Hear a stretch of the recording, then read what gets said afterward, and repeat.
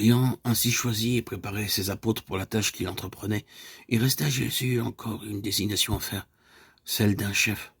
Plus vous irez dans la vie, plus vous vous rendrez compte qu'une société humaine, qu'il s'agisse d'une nation ou d'un régiment dans l'armée ou même d'une classe à l'école, ne marche vraiment bien que s'il y a à sa tête un chef, dont chacun reconnaît l'autorité et qui peut unir les efforts de tous pour le bien de tous. Jésus donc pensa désigner un chef, et voici comment il s'y prit. Pendant un voyage qu'il faisait avec ses apôtres dans la région de Césarée de Philippe, un jour qu'ils étaient arrêtés auprès des sources vives d'où coule le jeune Jourdain, il leur posa cette question. Que dit-on que je suis? Là-dessus, la plupart des 12 répétèrent telle ou telle opinion. Il y en a qui disent que vous êtes Jean-Baptiste, d'autres prétendent que vous êtes Élie, ou Jérémie, ou quelqu'un des autres grands prophètes. En somme, toutes ces réponses pouvaient prouver que la plupart des gens n'avaient pas encore compris qui était Jésus. Et vous, demanda-t-il encore, que dites-vous que je suis? Alors, un des 12, Simon, le patron même de la barque qui avait eu la pêche miraculeuse, cet homme généreux et de grande foi s'écria, tout d'un coup, sans hésiter une seconde, tu es le Christ, le Fils du Dieu vivant.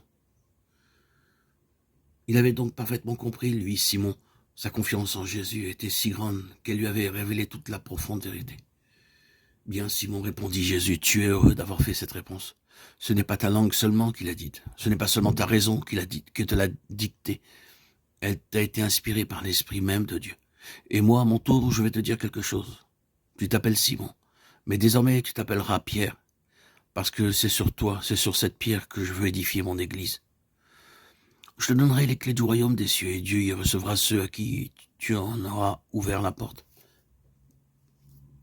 Et quand tu pardonneras ses péchés à un homme, moi aussi, je le pardonnerai. Se tournant alors vers les autres disciples, il leur désigna Pierre comme leur chef.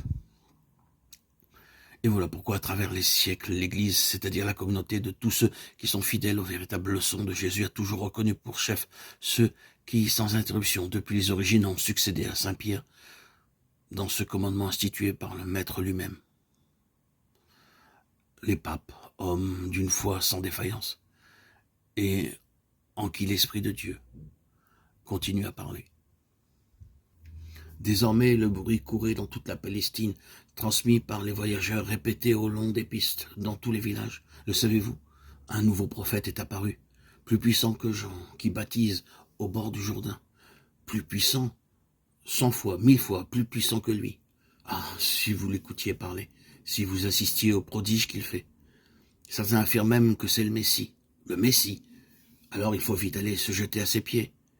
Et des quantités de gens, des foules plus nombreuses même que celles qui étaient allées autour de Baptiste, se dirigeaient vers les collines de Galilée pour voir, pour entendre celui dont on leur avait dit que, peut-être, il était l'envoyé de Dieu.